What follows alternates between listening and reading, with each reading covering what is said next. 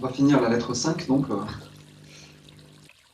La première partie, c'était voir Dieu avant le Big Bang, la structure de Dieu, comment il est fait. Oui. La deuxième partie, c'était Dieu irradie dans la création ses impulsions primitives, primordiales. Et donc nous, on est dotés de ces impulsions aussi dans notre pensée, notre conscience, des créateurs comme Dieu. Et tout vient de ces deux grandes impulsions dans la création. On voit le travail de la conscience-connaissance dans les organes physiques, les plantes, les cellules. La deuxième partie, c'était ça, quoi, la création par les impulsions. Et la troisième partie Et la troisième partie, donc aujourd'hui, c'est plus sur l'ego. Et comment, si tout est traversé des impulsions d'amour et d'intelligence, comment ça se fait qu'on expérimente autre chose que l'amour et l'intelligence en gros. Pourquoi les gens souffrent et meurent. Donc là, c'est l'explication du pourquoi. Et de comment en sortir, surtout. C'est bien gentil de savoir pourquoi, mais comment on fait pour sortir de ça. Là, mais juste pour vous résumer donc, ce qu'il vient de dire la page d'avant, là, c'est que les impulsions permères, sont la seule source de la création. Ce sont les seules forces à l'œuvre dans la création. Il parle à deux fois du secret de la création, du secret de l'existence. C'est les impulsions jumelles de l'existence physique, créent la matière et la forme individuelle. Il n'y a rien d'autre que ça, en fait. Donc, il nous décrit ce truc-là, voilà, l'impulsion magnétique pour assurer intimité et survie, pour protéger le moi, l'attachement-rejet qui assure l'individualité. Et donc, maintenant, il va nous décrire les difficultés inhérentes de cette condition d'être créé par les deux impulsions, mouvement et attachement-rejet. Il va nous décrire le pourquoi du péché, le pourquoi on souffre, et est-ce que c'est vraiment du péché, ou est-ce que c'est un travers, c'est un biais de la création. Ainsi, toutes les créatures vivantes et l'humanité entière subissent les difficultés liées à la personnalité et aux pulsions de l'ego. C'est depuis toujours un phénomène inévitable de la création. Toute autre explication n'est que fable mensongère. J'ai vu que ce que les hommes appellent péché est le résultat direct de l'interaction des impulsions d'attachement-rejet dans la nature humaine. Les impulsions d'attachement-rejet forment le masque mental et émotionnel porté par toutes les entités individuelles créées, y compris les oiseaux et les animaux. Vous voyez ces impulsions au travail dans la nature, dans la vie des plantes aussi. Les impulsions d'attachement-rejet dirigent depuis toujours le comportement de toutes les entités de la création, s'agissant de leur survie. Il est impossible d'échapper aux impulsions d'attachement-rejet. Ces impulsions jumelles sont la source éphémère de tout plaisir au monde, bien-être ou bonheur, mais aussi la source de toute maladie, misère ou privation. Ça sonne pas un petit peu, je vais aller vous taquiner, mais ça sonne pas un petit peu comme la damnation du péché originel des chrétiens? Bah oui, le masque mental. Oui, d'accord. Oui. Ah oui, c'est pas bête ça. Le péché originel, voilà, on est créé par l'impulsion, attraction-rejet, Oui. donc... Oui. On est né avec ça, faut lutter avec ça, faut... Voilà, alors que on est lumineux. Mais non, faut gagner ton ciel, faut... Ouais, assure de ton fond, il faut souffrir. Hein? Il y a une notion de purgatoire sur la Terre, alors que pas du tout ça. Alors, qu'est-ce que vous en pensez? Est-ce que c'est ça qu'il nous dit? Non, je pense qu'il dit que Ça dirige notre comportement. la nature humaine, oui. elle a cette impulsion, voilà, d'attachement-rejet, et qu'on vit avec ça, et ça, c'est Qu'il une nécessité. Réussir à C'est une nécessité. C'est naturel. C'est ce qu'il nous faut créer, et qui dirige notre comportement. Oui, mais en même temps, la survie, c'est un masque. C'est pas notre nature profonde. Mais comme notre culture, je suis obligée de... Oui, Elisabeth? Oui, je pense que peut-être que l'impulsion d'attachement-rejet est incontournable. Et en fait, elle fait partie de notre individualité. C'est ce qui fait qu'on existe, enfin, notre individualité a pu se construire. Mais maintenant, quand on sait cela, évidemment, les hommes ont parlé de péché.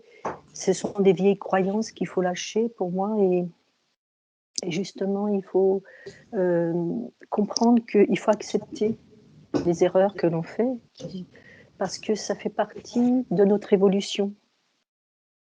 Ouais, enfin, là, juste pour rester dans ce passage, hein, il nous dit en petit détail, les impulsions d'attachement-rejet dirigent depuis toujours le comportement de toutes les entités s'agissant de leur survie. Donc, ce truc-là est présent pour notre survie. C'est naturel, c'est nécessaire, c'est le processus de la création. Et entre guillemets, le péché arrive quand ça dirige notre comportement. Ah oui. Quand ça dirige notre comportement. D'accord. C'est un réflexe d'éviter le danger, de se sauvegarder physiquement, attraction-rejet. Mais si ce truc-là dirige notre comportement, là c'est un problème. C'est naturel de fuir, d'attraper la nourriture, hein.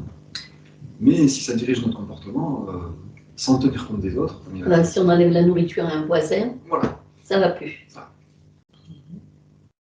En fait, on passe à un autre stade, quoi. Oui. C'est pour ça que c'est la source du bonheur ainsi que du malheur. Ça dépend de la mesure qu'on fait. Si on se sert de l'attraction-rejet pour le bien-être de tous, ça crée du bonheur. Oui, voilà. Mais si on fait... Et si c'est que pour notre propre survie individuelle, qu'on le prend à l'autre, donc c'est là qu'on peut mesurer un peu la profondeur de notre animalité, en gros. Plus on est dominé par l'attraction-rejet, plus on vit au niveau de l'animal, de la survie. Oui.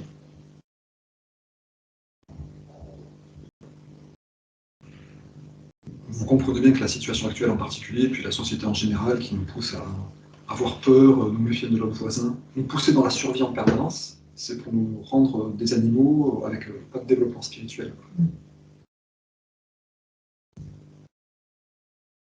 Donc voilà, cette dimension de création nécessaire, il faut pas on n'est pas fait pour vivre à ce niveau-là, en fait. Oui, on pourrait imaginer que la peur favorise ces impulsions d'attachement-rejet. Elle accentue peut-être. Oui. La notion d'individualité, alors qu'on devrait être tous unis. Oui. Ou reliés, je ne sais pas comment je trouve pas le mot. Beaucoup plus solidaires. Oui, et c'est vrai que comme dit Philippe, la peur, ça accentue l'attraction-rejet, justement. Parce qu'en fait, c'est un processus de survie, en fait. Oui. Et c'est vrai qu'en ce moment, la peur, elle y va bon train, quoi. Ah bon? Et puis, ce truc comment dire, comme avait analysé Freud, hein, on peut ressentir la puissance qu'on a sur quelqu'un uniquement quand on peut le priver de ce dont il a besoin et le forcer à avoir ce dont il ne veut pas. Il avait bien analysé déjà l'attraction-rejet dans la psychologie. Un sadique, voilà, il va priver, pour se sentir exister, se sentir puissant, il va priver de ce que quelqu'un veut. C'est le gouvernement français. Et donc, voilà, Exactement, c'est la définition. C'est bien résumé. On est dans l'exercice le plus parfait, là. Voilà. Donc, ce truc de sadisme qui se sort de l'attraction-rejet, ça laisse dans la peur, la souffrance et la survie. Oui, ça nous met en soumission. Et ce qui est un peu pernicieux et qu'on ne voit pas, c'est que dans ce processus de survie et de peur, il y a la chimie de notre corps agit à notre insu. C'est-à-dire qu'il y a des processus hormonaux qui font qu'on a des capacités à fuir, à lutter ou à faire le mort. Et ça, c'est au-delà de notre volonté. On n'en est pas maître, on n'en est pas libre, on n'en est pas libéré en tout cas. Oui. On est assujetti à ces processus chimiques. Bah, les injonctions paradoxales, c'est l'exemple parfait. Donc, Michel. Les injonctions paradoxales. Ah oui, les injonctions. Donc voilà, juste pour continuer, donc c'est bien de noter ce truc-là. L'attachement rejet, c'est nécessaire, mais il ne faut pas le laisser dominer notre conscience. Et comment faire donc pour s'en sortir? C'est un appel à la conscience et à l'observation. Oui. Et à l'attention, oui. Donc je vais juste continuer ce qu'il dit ensuite. C'est dommage parce que c'est un petit peu court là ce qu'il va dire sur la vie. Mais dans l'idée, c'est ça. La vie s'ajoute aux deux impulsions. Elle est transcendante, sous-jacente et interpénètre tout.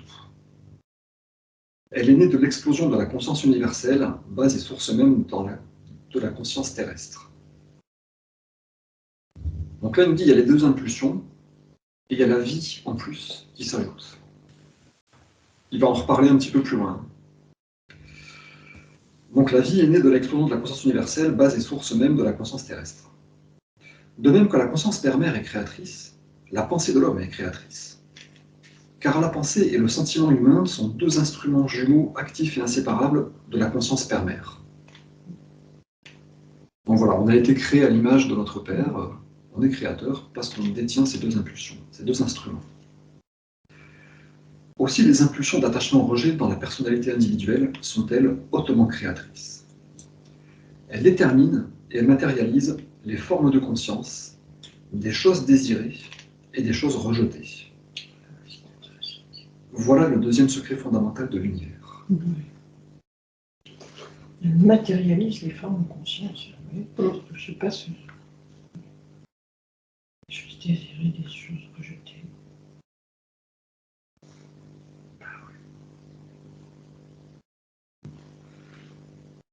C'est à chaque souffle de vie, ça se passe tout le temps, dans toute la journée. Donc en gros, dans la création, tant au niveau de la création de la matière qu'au niveau de notre propre individu, il y a les impulsions d'attachement-rejet qui manifestent. Et ce qu'elles manifestent, c'est notre conscience qui le détermine. Les formes de conscience, des choses désirées et des choses rejetées. Donc nous, on crée des modèles avec notre pensée, des formes de conscience. Et dans ces impulsions qui sont en nous, vont les matérialiser. Qu'on le veuille ou non. Si la pensée est forte et que les émotions sont fortes, ça va se matérialiser.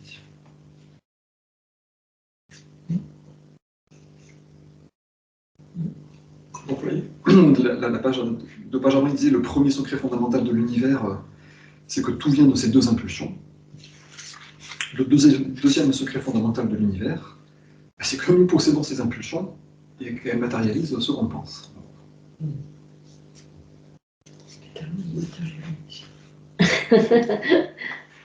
Ça fout la pression. On continue, oui? J'ai vu que le péché était un concept artificiel, opportunément inventé par les hommes, pour parler de toute activité humaine faisant souffrir autrui. Il était au reste inévitable que tous les êtres humains, à un moment ou à un autre, provoquent chez d'autres individus de la détresse ou de la souffrance sous quelque forme que ce soit. C'est leur tendance naturelle à prendre aux autres, puis à les repousser sans ménagement pour satisfaire leurs désirs dans la vie. Cette tendance humaine à blesser autrui n'est en aucun cas une offense à la conscience universelle, à Dieu, contrairement à ce qu'affirment les religions juives et chrétiennes. Seule l'humanité comprend la signification du mot péché, puisque l'humanité seule et toute création soumise à l'humanité auront jamais connu la douleur, la privation et la misère provoquées par les deux impulsions fondamentales de l'individualité, attachement-rejet, à l'œuvre dans la personnalité humaine.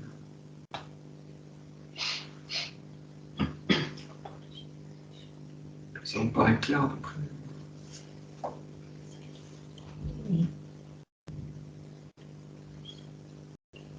Le péché, c'est un concept d'offense à Dieu. Ça n'existe pas. C'est On a appelé le péché, on a sacralisé, tu m'as pris mon morceau de pain, comme si c'était une chose. Mais ça n'existe juste pas en fait. C'est l'œuvre des impulsions. C'est instauré par les religions. Mais je veux dire, l'œuvre des impulsions jumelles à l'intérieur des individus. Il y a interaction entre ces individus qui se frictionnent. C'est un résultat normal en fait. Et nous on a inventé, c'est un péché, c'est trop Dieu, c'est n'importe quoi. Il faut juste arriver à se comporter correctement, pas être dominé par ces impulsions animales. Enfin, j'appelle ça animal pour caricaturer.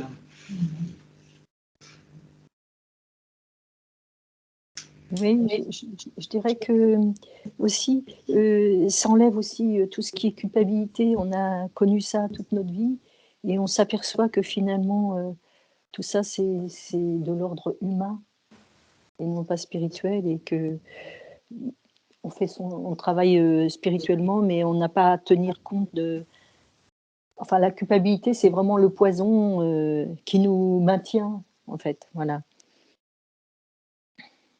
Oui, merci de repérer ce de culpabilité, parce que ça sert à ça. De dire c'est pas naturel. Oui. Au lieu de dire, comme il dit dans, je crois, la lettre, je ne sais plus quelle lettre où il parle des petits enfants qui se battent, bah, c'est naturel de vouloir se venger. C'est naturel de vouloir tout prendre et tout rejeter. C'est normal, enfin, c'est naturel, mais il ne faut pas le faire. Voilà. Dire, tout le monde a envie hein, de tout manger, de tout rejeter, de jamais faire la vaisselle. mais il ne faut pas le faire. Quoi.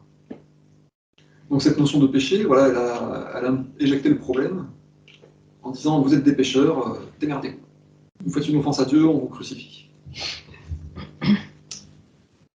D'où l'intérêt de trouver un terrain d'entente quand on a un différend ou d'essayer d'échanger et pas de rester sur sa colère ou sur l'étiquette qu'on viendrait de coller à l'autre. Et puis là, du coup, on a une compréhension profonde des interactions humaines. On sait que chacun il est mu par ses impulsions d'attachement-rejet. Donc on peut faire attention à ça chez l'autre. C'est-à-dire, s'il fait ça, voilà, c'est parce qu'il est dans le côté survie, ou qu'il se goinfre de tout, ou alors il rejette tout ce qui l'embête sans ménagement, parce qu'il est dans la peur, la survie, machin. Donc on peut mieux le prendre, en fait. Au lieu de se dire, c'est un pêcheur, ou c'est un fasciste, ou c'est un je sais pas quoi. On en discutait hier dans la voiture. Tout à fait. Comment tu résumerais ça ? En fait, on parlait d'une situation et on disait que certaines personnes s'arrêtaient à leur position alors qu'après elles peuvent découvrir que justement chez l'autre, il y a autre chose et effectivement ce terrain d'entente possible. Et c'est en fait, parfois certaines personnes disent « Oh, moi il est comme ça, je ne lui parle plus, je discute pas avec lui, il m'écoeure. » Alors que si on essaie de lâcher un petit peu la bride, on va trouver un terrain d'entente, effectivement, comme... je ne sais pas si je résume... Oui, et moi, je m'aperçois depuis quelque temps, quand j'en suis là, je vais même plus loin. Je me dis, bon, qu'est-ce qui a touché en moi, cellulairement ? Qu'est-ce qui me fait réagir comme ça ? Qu'est-ce que ça va réveiller en moi de ma construction humaine ? Et c'est intéressant de... Tu vois ce que je veux dire ? En gros, sans aller jusque-là, juste comprendre, voilà, l'œuvre des impulsions d'attachement-rejet dans la personnalité humaine, c'est ce qui crée les frictions. Si on les laisse, si on leur lâche la bride, on va créer ce qu'on a appelé du péché. Et c'est juste du manque de fermeté de caractère, en gros. On ne se retient pas de sa pulsion de survie. Donc c'est pas mal, mais ça demande de l'éducation. Au lieu de culpabiliser en disant que c'est mal, mieux prendre soin des gens qui sont dans cet état-là, dans le fait de soi, là, ce que tu fais, je comprends. Mais ça s'est découvert. Il ne mieux pas faire. Ou faire autrement, je veux dire. Bon, là, c'est juste pour mettre le point là-dessus. C'est pas mal, les impulsions d'attachement rejet, ce n'est pas mal. Il faut les limiter. Et finalement, je me pose une question. Est-ce que le jugement n'est pas la suite logique des impulsions d'attachement-rejet ? Le jugement qui condamne. C'est ça, voilà. Ah bah si. Bah, typiquement le péché. Hein. Tu m'as volé ma femme, c'est un péché contre Dieu, je vais te crucifier au nom de Dieu. Quoi. ou simplement c'est se dire tu condamnes l'autre, quoi. Oui, oui. Oui, c'est le rejet, quoi. C'est ça. Le fait de rejeter son ménagement, c'est de l'attraction-rejet. Le fait de dire, voilà, c'est un péché et c'est le mal absolu, au lieu d'avoir de la compréhension plus profonde de la psychologie de ce qui s'est passé, et de dire, bah, ok, je comprends que tu as fait ça, mais il faut constater qu'il y a une partie qui ne va pas, quoi. Il y a des conséquences ou il y a des choses négatives. Parce que c'est aussi difficile comment dire, de pas être dans le jugement qui condamne, mais de quand même accepter de constater ce qui est aussi. Et ce qui devrait être obligé. Puis dans le jugement, comme disait Annie, pour moi, tu colles une étiquette à l'autre et tu bloques la vie parce que tu bloques l'évolution. Et toi-même, tu n'es pas le même aujourd'hui qu'il y a 10 ans. Donc voilà. Donc des fois, s'il y a des gens qui jugent beaucoup et ils ne voient pas que tu as évolué en 5 ans et ils restent dans leur tête et ils sont dans leur fiction en fait. Ou on le fait soi-même aussi. Hein.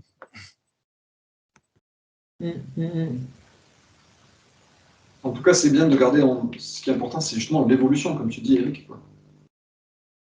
Constater quelque chose accepter, comment dire, constater quelque chose de négatif et avoir le courage de le dire, c'est pour l'évolution, c'est pas pour condamner. Quoi. C'est ça qui est... Laisser quelqu'un, encore une fois, laisser quelqu'un faire n'importe quoi... mais si l'autre, il est trop dans l'ego, il n'est pas capable de l'entendre des fois. Il faut vraiment trouver les mots justes, c'est pas facile. Hein. Oui. Si tu réagis sur le coup, tu risques de piquer encore plus son ego et d'aggraver le truc. Moi, j'y vais mollo quand je vois ça parce que je me suis aperçu que souvent, moi, dans mon cas, j'ai encore du mal à... Si je réagis sur le coup, je risque de me laisser aller dans le truc et d'aggraver le maelstrom là, et de mettre encore plus d'huile sur le feu. C'est évident, ouais. Je pense qu'on est plusieurs dans ce cas-là. Hein. Mais en tout cas, voilà, le truc, c'est de dire ne pas être dans le jugement qui condamne, mais ne pas aussi par peur se dire je ne vais pas faire de vagues parce qu'il faut être dans l'amour, donc je ne vais rien dire. Parce que, encore une fois, laisser quelqu'un faire n'importe quoi, est-ce que c'est vraiment de l'amour? Tu tartines tout partout, n'importe comment, ok, pas de souci. Bah non. J'ai remarqué que j'arrive à contourner un peu cette difficulté-là que chacun évoque en allant voir, en discutant avec l'autre, son échelle de valeur. Son échelle de valeur, elle n'est pas la même que la mienne. Et lui dire, voilà, tu vois, là, ça m'a été douloureux que tu me balances ce mot-là. Pour moi. Pour moi, voilà. Parce que enfant, ou parce que ceci, ou dans telle situation. Et l'autre prend conscience que ma souffrance a commencé là, alors que pour lui ou elle, ça peut être plus loin ou pour d'autres raisons. Et là, on arrive à trouver un terrain d'entente. Alors, en tout cas, c'est important de prendre ce truc-là dans le sens d'évolution. Faire du feedback négatif à des gens pour leur dire ça pourrait être mieux, et j'attends que ça soit mieux, et ça va être mieux quand ça sera mieux. Oui, et tu te rends compte que ce que tu vas dire, c'est improductif. Il faut l'aider à rajouter une couche.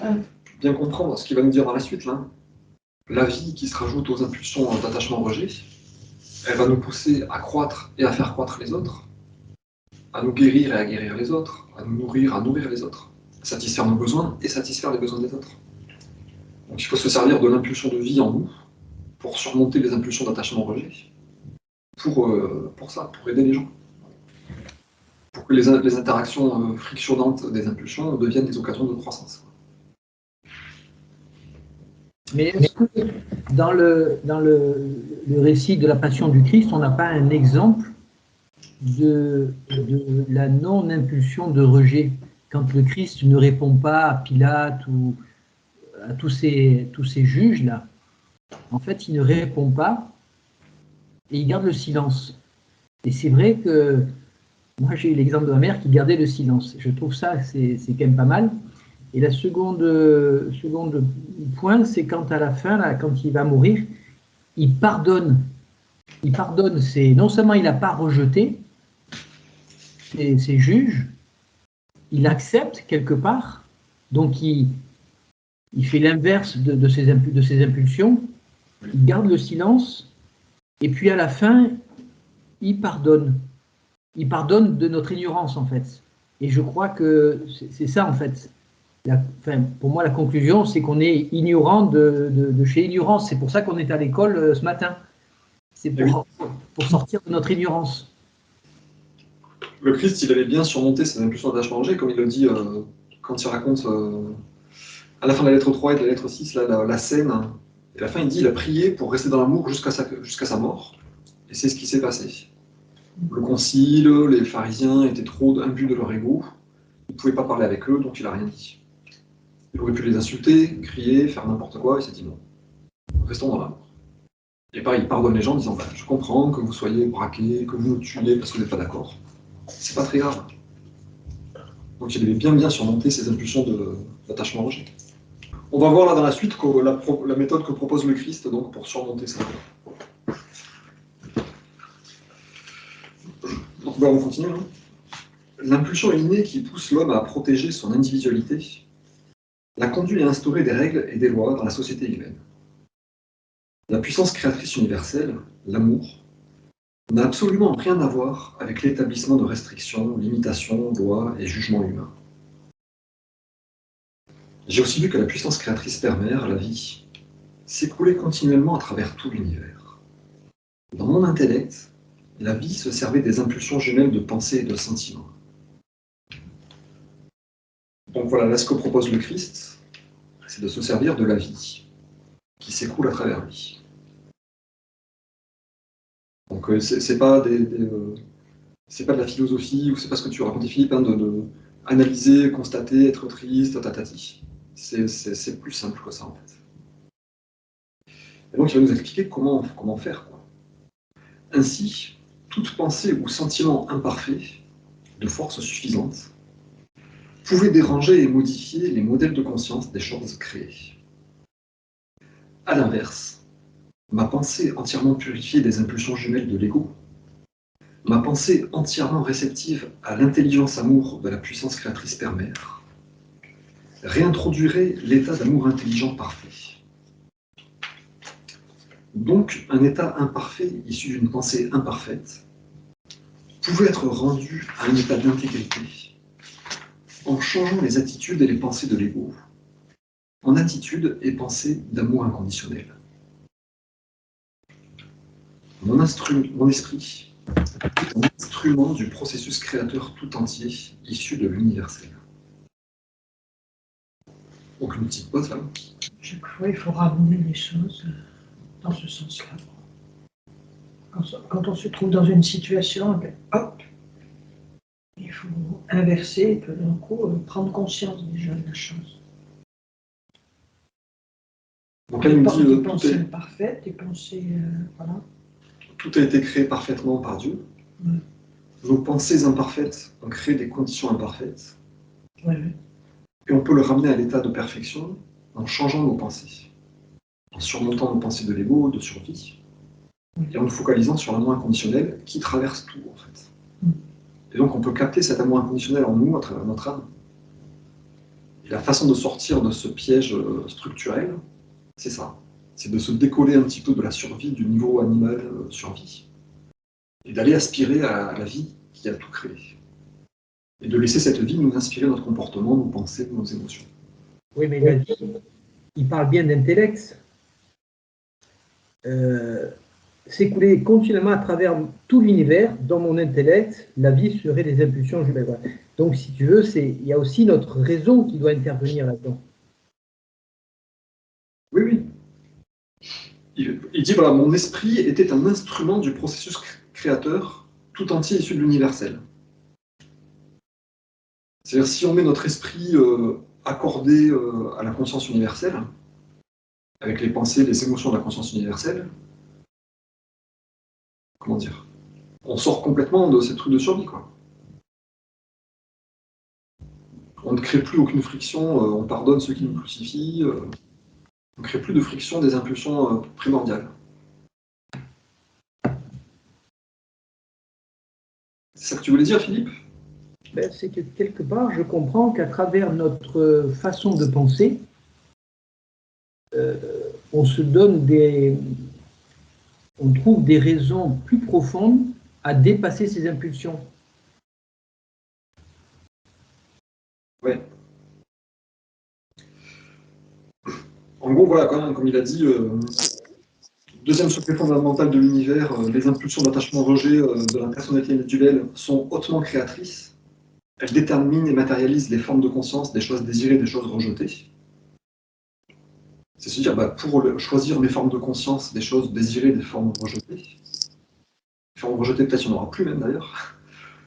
Mais on infuse notre intellect et nos émotions de cette vie divine qu'il y a partout.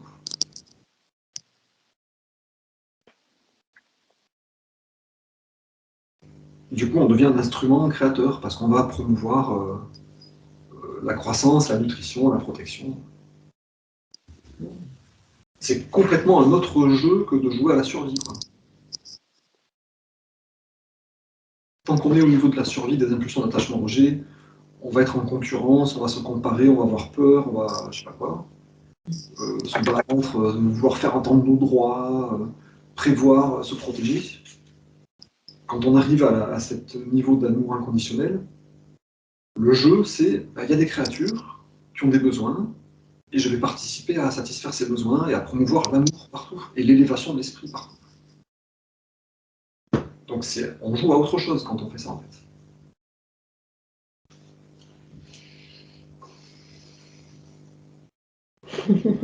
Ça vous parle? Il y a des cas de figure où c'est ardu hein, de rentrer dans ce... Bien sûr, c'est pas la question. Le Christ qui se fait crucifier, qui va se faire juger injustement par des idiots et qui réagit pas. Exemple ultime. Mais vous comprenez un petit peu ce truc-là, Oui, oui. Les pensées, les émotions matérialisent, donc si on reste au niveau de la survie, ça va matérialiser du péché. Bien sûr. L'inspiration divine fait qu'on matérialise complètement autre chose. Il le fait à tous les niveaux, spirituel, intellectuel, émotionnel. Donc il faut chaque fois revisiter en fait ce qu'on est et Tous ce nos qu'on concepts. ressent. Hein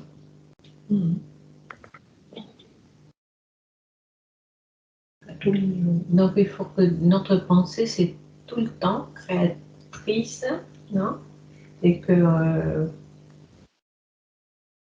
on ressent l'amour inconditionnel, voilà, la connexion avec notre Avec le Créateur. le Créateur, notre conscience divine, on soit tout le temps connecté, quoi. Il faut qu'on focalise sur son travail permanent Voilà. dans la nature, qui va satisfaire tous les besoins. Et du coup, c'est se décrocher du but je vais survivre et tenter de survivre dans ce monde difficile, à se dire je vais pouvoir réunir la conscience divine qui va satisfaire les besoins des gens autour de moi, et mes propres besoins d'une façon miraculeuse. Voilà. Donc c'est vraiment débrancher d'un coin et rebrancher à autre chose, quoi. Oui, parce que tout ça crée de la pensée, et la pensée, c'est l'action, ça se manifeste après. Et souvenons-nous, je ne sais plus dans quelle lettre on avait étudié, demander, vous avez entendu, et à peine on débute la phrase, c'est déjà accordé. Donc c'est retrouver ce climat de confiance. Demandez et vous recevrez. Parce que moi, dans mon éducation, il faut mériter, il faut ceci, il faut cela. Non. Ah ouais. Moi, je me dis, mon boulot, il est double parce qu'il faut que je gomme ce sur quoi je me suis construite et réintroduire un nouveau processus mental. C'est pas facile. Parce que... Le boulot est double. Je me dis... C'est pour ça qu'il a parlé de mourir à soi-même. Voilà. Mourir au moi. C'est vrai. C'est une transformation radicale, quoi. Et je m'aperçois que je commence à y accéder. Et quand je change ma pensée en disant « sois confiante », et ça marche. Ah ça alors. Et en plus, dans cet état, tu es encore plus sous protection.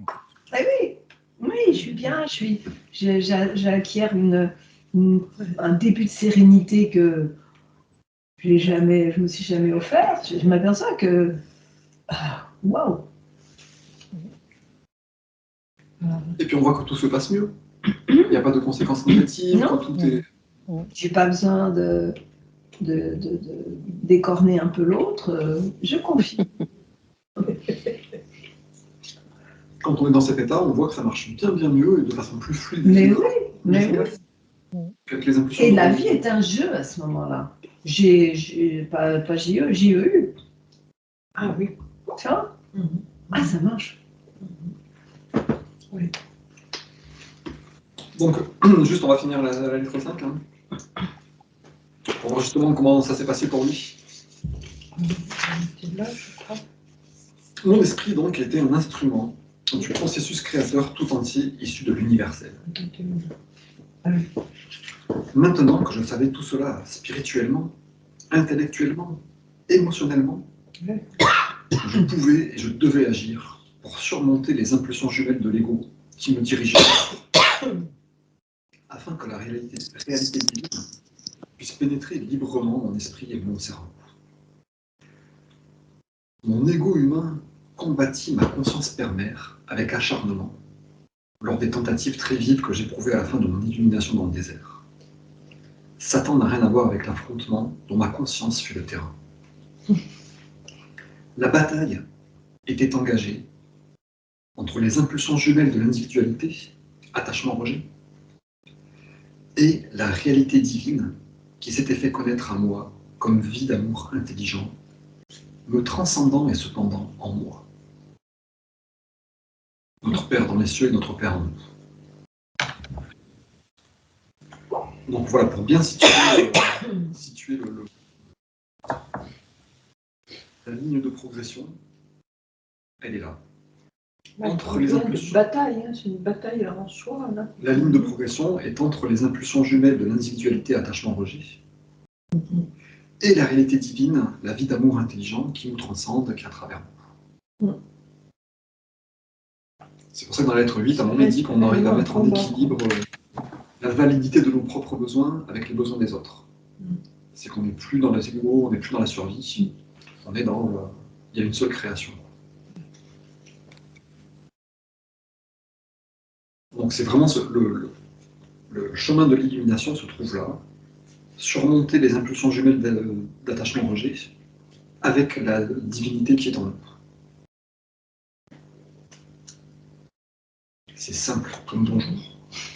Ouais. Je veux dire, c'est pas compliqué de se dire la culpabilité, les vies antérieures, la réciprocité, ou je sais pas quoi. Il faut surmonter ces impulsions d'attachement-rejet avec dur en barre. Le reste, c'est passionnant, c'est intéressant. Moi, j'adore la psychanalyse et tout. Mais ce truc-là, voilà, c'est le chemin, quoi.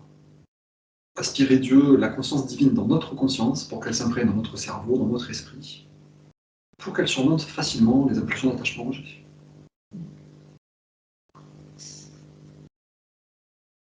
Ça fait du bien de lire ça, quoi. Donc juste, on va finir. Je vous voyez le truc.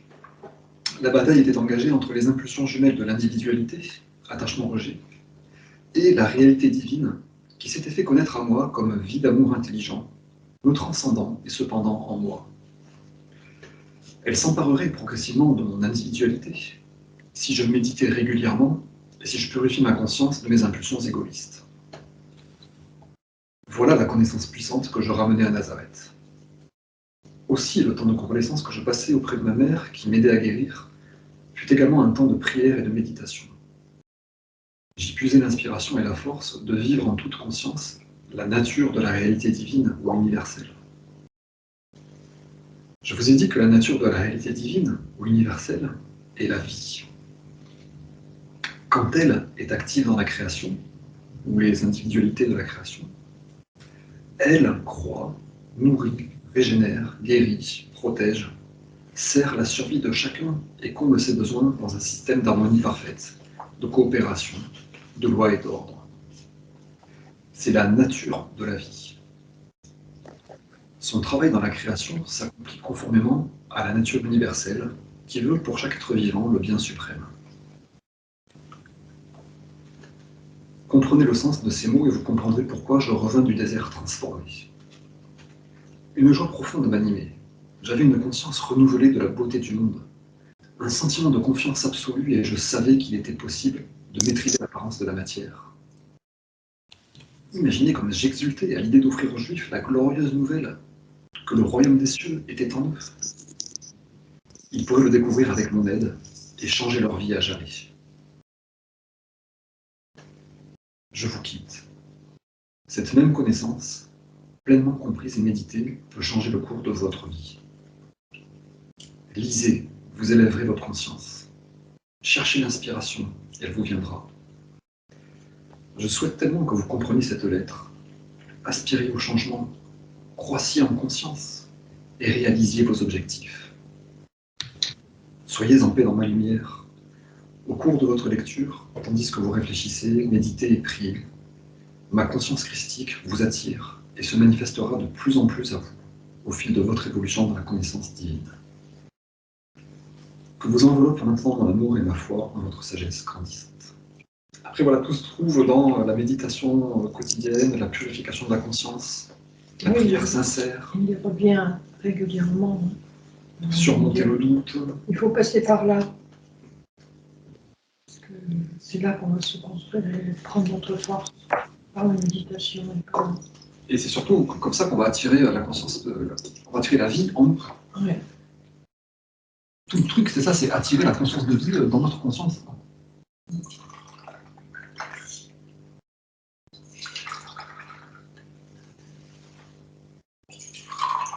Et donc, méditation, prière, purification de la conscience. Ouais. Je pense qu'il faudrait plus entendre les journaux, tout ça. Ah bah oui. Parce que là, c'est contaminant, ce truc. Donc, il vaut mieux éteindre la télé, écouter de la bonne musique ou Tu peux faire le choix à la télé de programmes. avoir confiance. Oui. Tu vois? Parce que moi, là, je dois monter à Paris, par exemple, en février. Je vais avoir confiance en la vie et dans Dieu. Je pense que personne ne me contrôlera, je penserai à ça. Voilà. J'aurai confiance. Ouais. Parce que sinon on est prisonnier de nos peurs déjà. Hein. Non, mais moi, je n'ai plus peur de rien. Oui. Mais tu vois, quand il parle de purification de la conscience, il faut déjà éviter la contamination de la conscience. Exactement, voilà.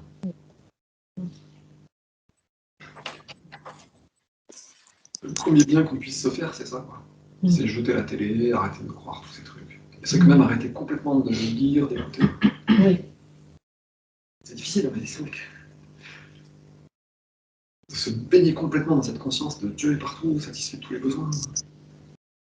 Ça change la vie, quoi.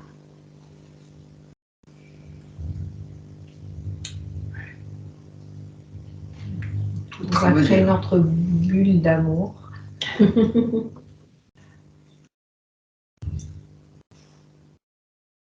Qu'il faut arroser tous les jours.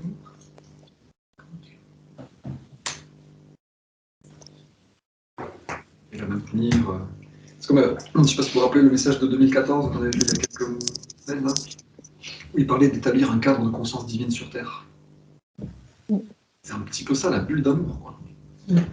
Voilà. Moi, je ne crois pas à la survie, je ne crois pas aux méchants virus qui tuent abstraitement, je ne crois pas à la concurrence, à la compétition. Moi, je crois à une seule création, tous un à la racine de notre être à tous. Donc le respect total pour tout le monde et l'amour inconditionnel pour tous. Je crois à ça, et le reste, c'est des légendes. Donc c'est dur de maintenir cette conscience-là en permanence. Surtout dans le contexte où on est. Oui. Ça demande de s'y remettre en permanence. Oui, mais je ne sais pas vous, mais moi, ça me paraît de plus en plus dingue tout l'autre monde, non? Tout le monde est en train de devenir fou. C'est de pire en pire, c'est une crescendo, non? La folie. Et donc, je me sens super en paix et pas atteinte de toute cette connerie-là. Il faut que... Voilà. Au-delà de la situation actuelle, si tu regardes donc la réalité de l'être, tout est de la conscience, des impulsions de conscience qui créent et qui satisfont les besoins. Et tu contemples les siècles passés, les châteaux forts, les guerres. Mais quel rapport avec la réalité, en fait? Quel rapport? Il faut que j'aille me battre, que j'aille conquérir un territoire. Quoi? C'est quoi le truc? Mais non, je change ma conscience et je vais être satisfait dans tous mes besoins. Mais quand tu penses qu'on a... Si tu vois juste les milliers d'années qui sont passées avec cette conscience qui est contre la réalité, qui est de la folie tout complexe, oui. tu te dis, en fait, il faut pour ça qu'on vit d'une façon, avant le coronavirus, hein, on vit d'une façon totalement folle et totalement contraire à la réalité de l'existence. Exactement. J'ai eu cette forme de pensée en me disant, mais l'histoire de France que j'ai appris à l'école, c'est un tissu de catastrophe. Et j'ai été notée là-dessus et j'ai eu un diplôme où j'ai pas eu de diplôme, quand on y pense, mais c'est vraiment la plante dans le potager qui a jamais été arrosé, avec une terre acide. Comment on a fait pour pousser là-dedans? Nous sommes formatés parce que ces puissances la veulent. Et de me dire, dans la période que l'on traverse, elle est hard, mais en même temps, le regard. Et je suis contente de faire partie de la minorité. Oui. Oui. Surtout de penser comment on apprend à penser autrement, quoi. Ce qui est difficile à vivre aussi, c'est la pression de mes enfants. J'ai un de mes fils, là. Ah, il m'a fait une tête comme ça. Hein. Et ben, tu confies à Dieu. Tu confies à Dieu. Maman, tu te rends compte, tu vas faire ci, je t'écoute, ils nous ont mis dans un acte noir, et l'entonnoir dit, on est de plus en plus restreint dans ce qu'on peut faire, il faut qu'on passe par. Eh ben non, je ne passerai pas, je ne rentre pas dans l'entonnoir. Voilà. Oui, mais tu te rends compte, hein, quand on sera ensemble. On va rester dans le sujet, quand même. On va rester dans le sujet. Pardon? On va rester dans le sujet. Oui. D'essayer de comprendre comment on peut mettre en œuvre cette infusion de Dieu en nous. Comment on peut y arriver? Mais c'est ça. La prière, la méditation. Moi, je remets dans les mains de Dieu, d'une puissance, et ça me coupe toutes ces pensées négatives, et puis ça me soulage. On voit le lien avec la vision, la nouvelle vision qu'il faut avoir pour le monde aussi. C'est changer de perspective sur le monde, quoi.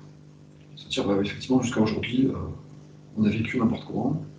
Il faut vivre comme ça, quoi. Et même oser le dire aux gens, presque. Et ça m'a ramené, il y a longtemps, la toute première fois où on m'a prêté ce livre, quand je l'ai ouvert, je me suis dit, mais misère, tout est à reprendre, mais comment faire? Et je me dis, ah tiens, aujourd'hui, bon, t'as avancé un petit peu sur le chemin. Parce que ça a été un vertige quand j'ai ouvert ce livre-là. Ouf.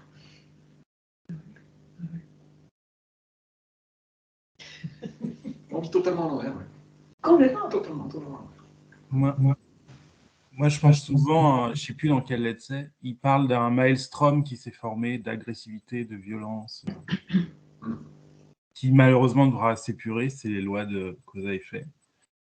Mais ce qu'on vit en ce moment, moi, je pense souvent à ça, et j'ai l'impression d'en être sorti grâce aux lettres, et j'ai surtout pas envie de revenir en arrière, quoi. Donc, et tout est fait pour, je pense qu'il faut, une fois qu'on en est sorti, comme disait, je crois que c'est Mariana, on va super bien, en fait, malgré on a l'impression d'être complètement marginal, à l'écart de tout ça. On est bien dans sa solitude, et moi, ça me va comme ça. J'essaye même plus de dialoguer parce que j'ai l'impression d'avoir un maelstrom. Enfin, moi, je vois au travail, ils sont tous en train d'aller faire leur 3e dose et tout. Je peux même pas rentrer dans les débats. Je peux même pas. Oui, tu gardes le silence. Ouais, j'ai l'impression d'être ailleurs. Enfin bon, bref. Mais c'est vrai qu'on est quand même confronté à la question. Hein. Faut pas non plus. Enfin bon. Voilà.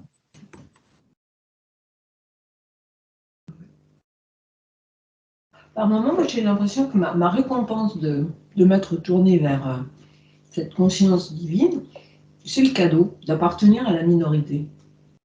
Alors c'est vrai que j'ai un sentiment de solitude, mais en même temps, j'ai la paix, je suis bien. En accord avec moi-même. Non, mais comme il dit aussi, vous n'êtes jamais seul. La solitude physique humaine, ça va aller de pair avec une communauté d'esprit, avec les êtres de lumière, quoi. La conscience divine, nos guides. On pourra continuer à se réunir,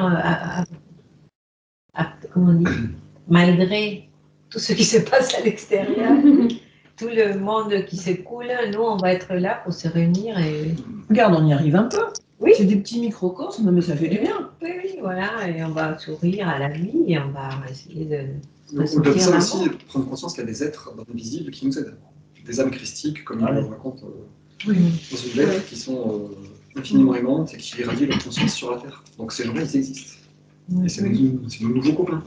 Oui. On perd nos copains de nos boulots, qui sont à la 3e dose, mais on a des copains dans le... Je dirais que j'ai de la chance, moi aussi j'ai des cadeaux, c'est-à-dire que je travaille auprès d'enfants. Et mon travail, il est justement d'aider l'enfant à retrouver la joie de vivre. Je ne suis pas du tout thérapeute, je suis dans l'école, mais eh bien, quand je mets de la conscience divine, quand je fais ce travail-là de conscience, c'est comme des éponges, les enfants, ça marche tout de suite, quoi. En fait, c'est extraordinaire, c'est vraiment des belles séances qui se passent, où l'enfant se répare et il y a quelque chose qui se passe, mais on ne sait pas quoi, et on est heureux, quoi, voilà.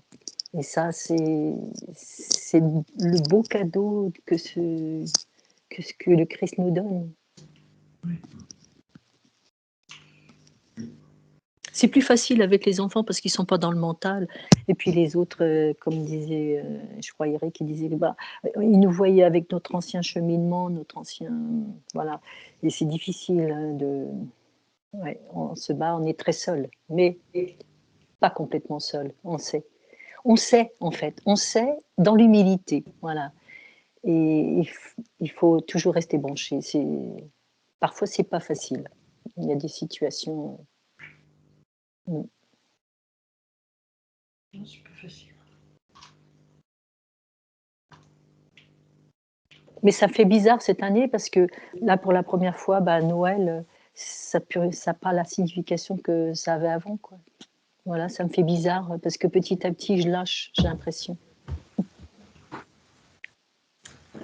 En fait, j'ai l'impression, dans la page 287, il indique que la face attachement crée une illusion de sécurité. Alors, excuse-moi. Crée une illusion de sécurité due à l'appartenance à un groupe et à la possession de biens.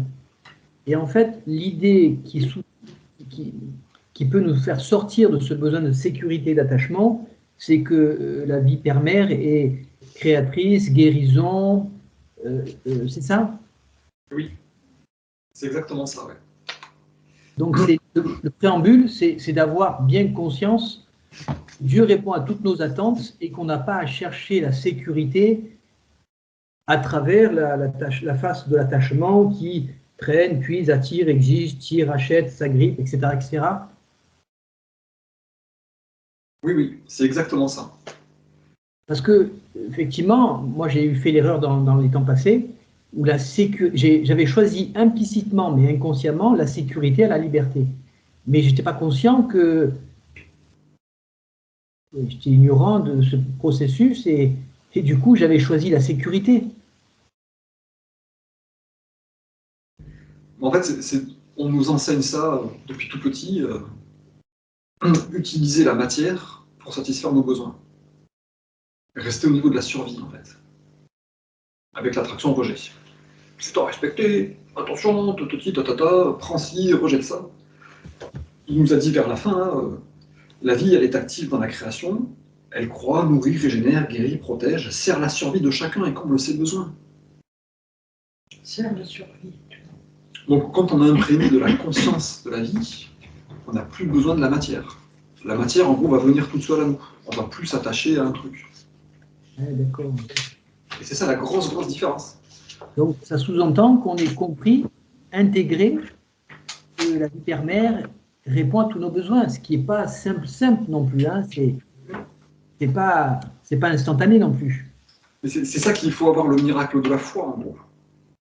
Se dire, la vie traverse tout, connaît mes besoins, et va les satisfaire. Moi, je ne connais pas vraiment mes besoins, je ne sais pas vraiment comment les satisfaire, mais elle, par contre, elle va le faire. Ouais, il y a un rythme, Philippe. Là, les graines que tu as semées, tu récolteras peut-être dans 6 mois, 1 an. Mais là, ça tombe à pic ce que tu dis, ouais, parce que c'est vraiment ça. On croit que c'est une illusion en plus. Donc les gens qui pensent en se vaccinant être dans la norme, en étant en sécurité, c'est une illusion totale. En plus, c'est faux. Donc non seulement... et c'est le truc dont il faut absolument sortir. Ou ce qu'on faisait tous avant. Hein. Moi, je faisais comme toi, Philippe. Je pensais qu'il fallait être dans la bonne bande, la réussite sociale, le machin. On est tous passés par là. Enfin, j'en sais rien, mais... Et ça, c'est une illusion totale, en fait. Mais totale. Ça n'a aucun intérêt, en fait. En fait, on peut dire que c'est la confiance dans la vie.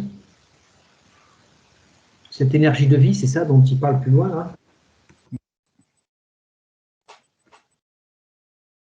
Et puis, pour enfoncer le clou, c'est pire que ça sert à rien, quoi. On nous a indiqué que c'était ça la bonne façon de faire. Si tu mets un costard, que tu es bien rasé, que tu souris, ça va effacer toutes les saloperies, les trahisons que tu as pu faire.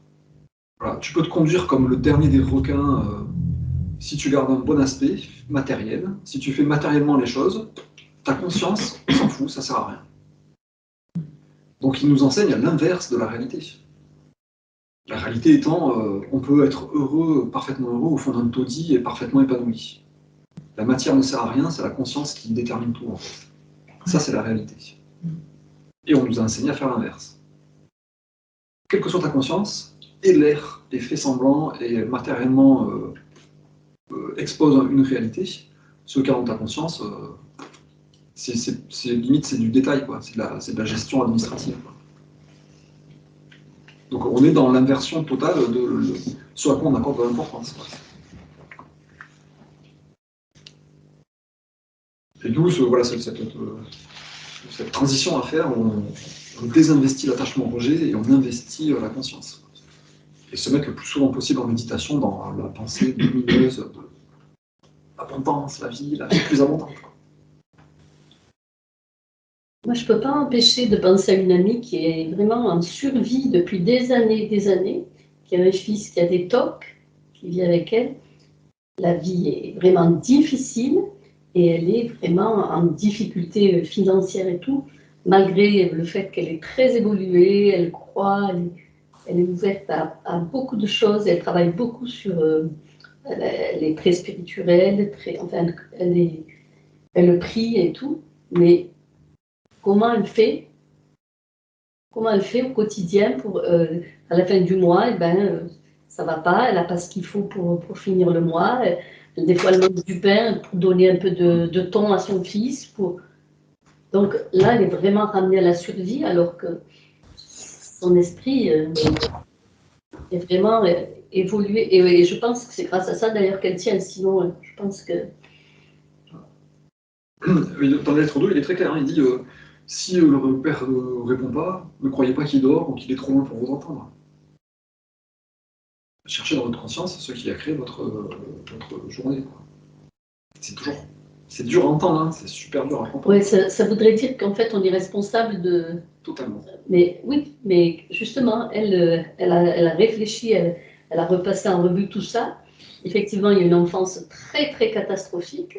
Mais au-delà de ça, tous les efforts qu'elle a fait, l'état de conscience dans lequel elle est, elle croit en l'abondance et la satisfaction de tous les besoins.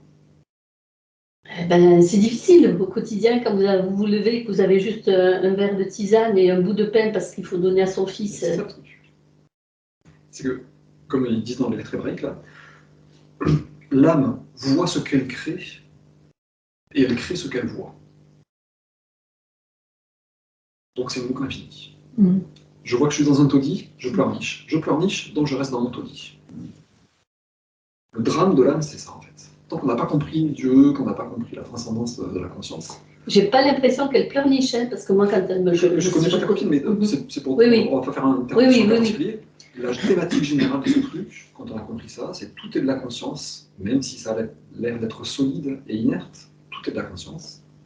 C'est créé par des impulsions, mouvement, attraction, rejet. Nous-mêmes, on crée pareil. Et si on expérimente de la souffrance, c'est que nos pensées vont à l'encontre de l'intention divine. Donc, ta copine, je la connais pas, elle est sûrement très bien, mais c'est pas pour elle ou en particulier, quoi, mais Le mécanisme générique, c'est ce truc-là, en fait. Si on expérimente des trucs difficiles, ça ne sert à rien de se débattre à l'extérieur, il faut se débattre à l'intérieur et entretenir des pensées d'abondance, de joie, de santé.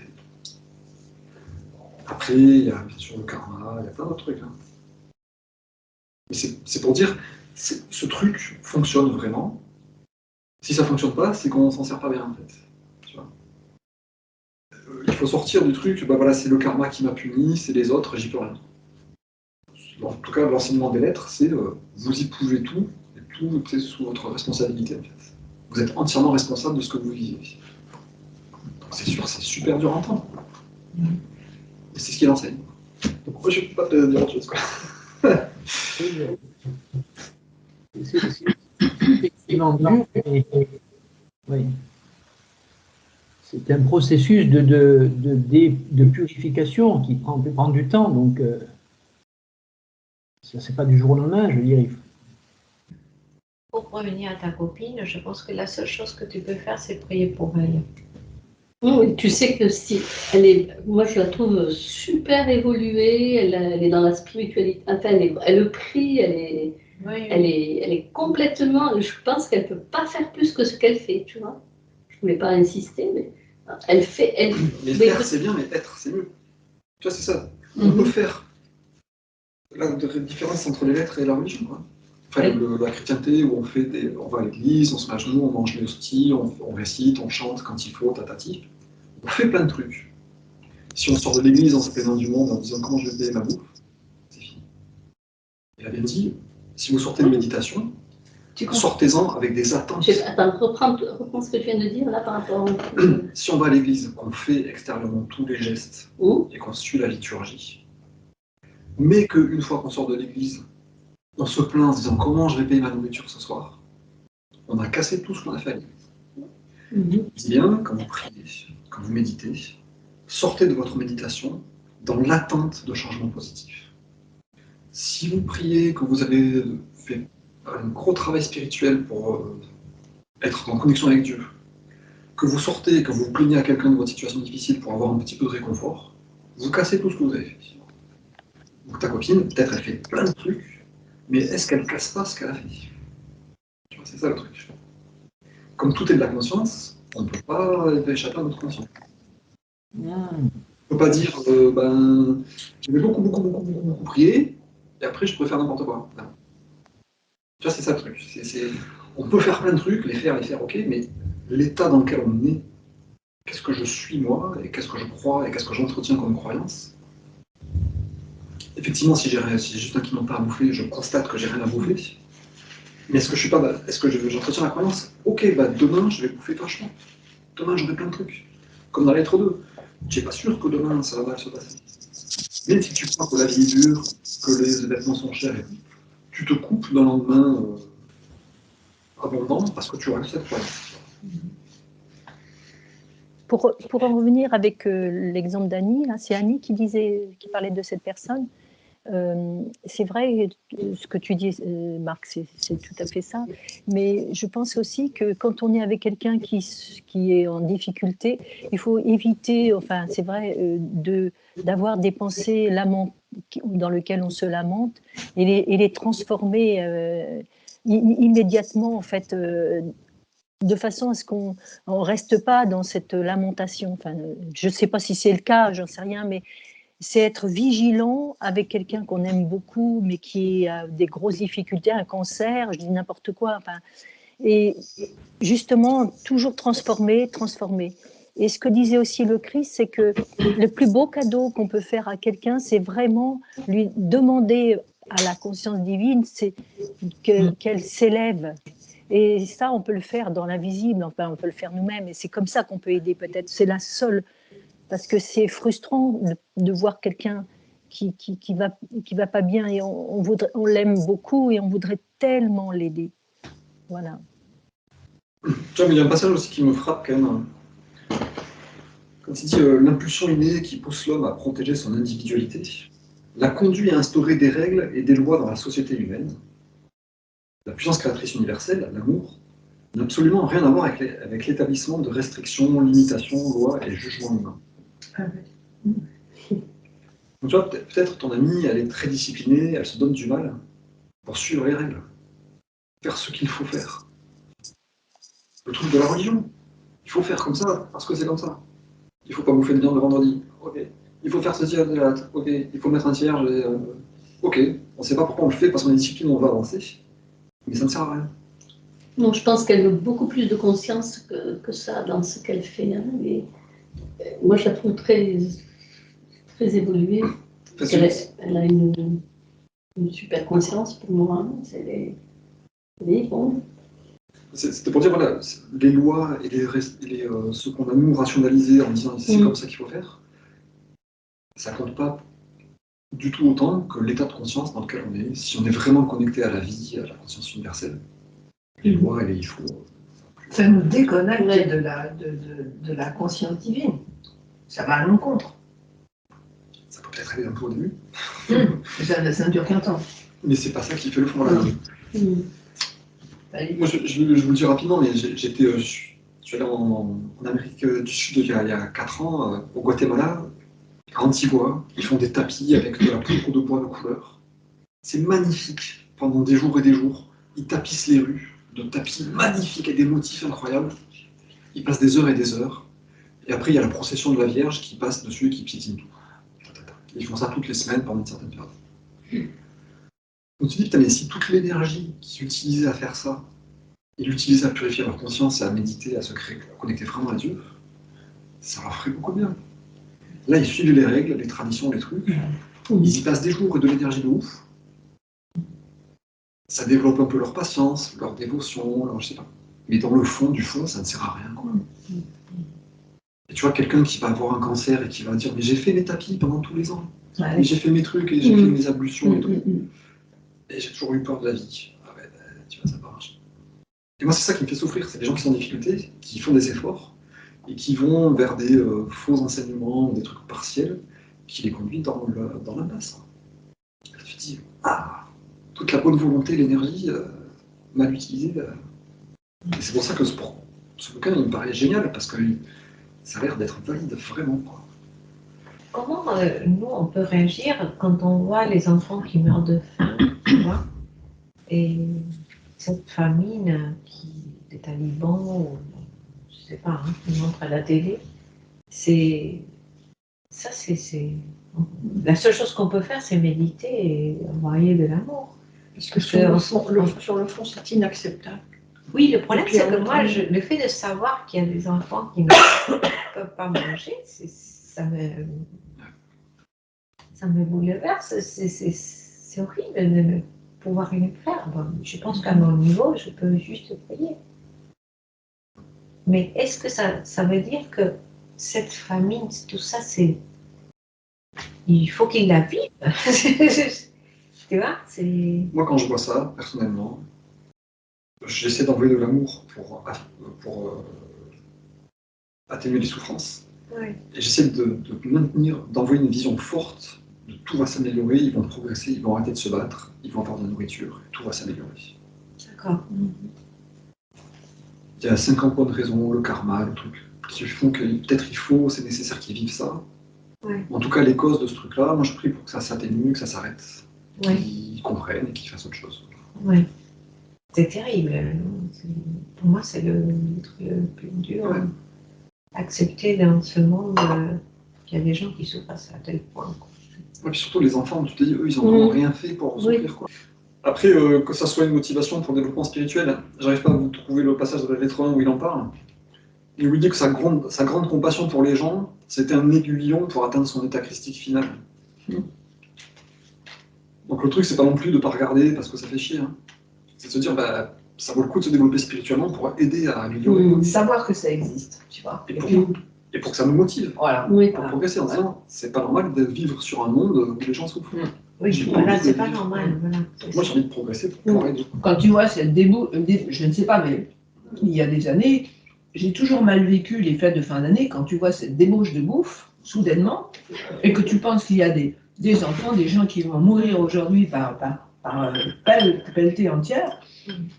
Ça m'a toujours été, ça a accentué mon désintérêt pour ces fêtes qui sont vidées de sens. Non, mais c'est pour ça, ça doit nous servir, cette énergie de souffrance, ça doit nous servir à nous développer spirituellement. Oui, c'est pas simple. Hein.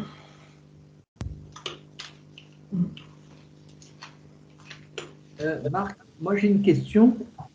À un moment donné, dans les lettres du Christ, il dit, si vous ne comprenez pas, vous méditez. Est-ce que c'est la même méditation qui est développée à la lettre 8 ou pas? Si vous ne comprenez pas, méditez. Si on ne comprend pas une partie du texte, il dit méditez chaque page pour pouvoir se laisser imprégner. Méditer, la méditation, on pourrait dire que ça peut être aussi contempler une idée. Ah, voilà. Se recueillir aussi. Donc, ce n'est pas tout à fait la même définition qu'il donne dans la lettre 8. Mais la méditation, en gros, c'est attirer la conscience universelle dans notre esprit. Donc, quand on ne comprend pas quelque chose, on peut prier pour avoir la compréhension. Et on médite ensuite. On lit, on contemple un peu cette idée-là. Et puis dans la méditation, il a dit qu'on fait, je ne sais plus les termes exacts, mais c'est de faire un peu le silence mental. C'est justement... Oui, donc on va commencer la méditation. Avant de méditer, on va demander à la conscience universelle, s'il vous plaît. Avant de méditer, on va demander à la conscience universelle de nous éclairer l'esprit, de nous faire comprendre. Et ensuite, on va méditer dans le silence pour recevoir la réponse. Ah, d'accord. En fait, donc, c'est une demande avant la méditation. Ouais. Dans la lettre 8, il explique, la méditation de la lettre 8, c'est ça, hein, c'est préparez-vous avec une intention de vous connecter à Dieu, quoi. Hein. C'est pas juste je vais me reposer sur mon canapé pour être plus à l'aise, quoi. Je vais me connecter au Créateur, quoi. Je vais mettre ma cravate, quoi. Et du coup, après que j'ai posé cette intention, je me mets en réception. Et une fois que je sors de ce truc-là, je m'attends à ce que ce contact change ma vie, quoi. Donc pour les passages qu'on ne comprend pas, c'est juste pareil, quoi. Je pose l'intention de comprendre, d'être inspiré, que le sens se révèle à moi, et après j'attends que ça vienne, et normalement ça vient. Ouais.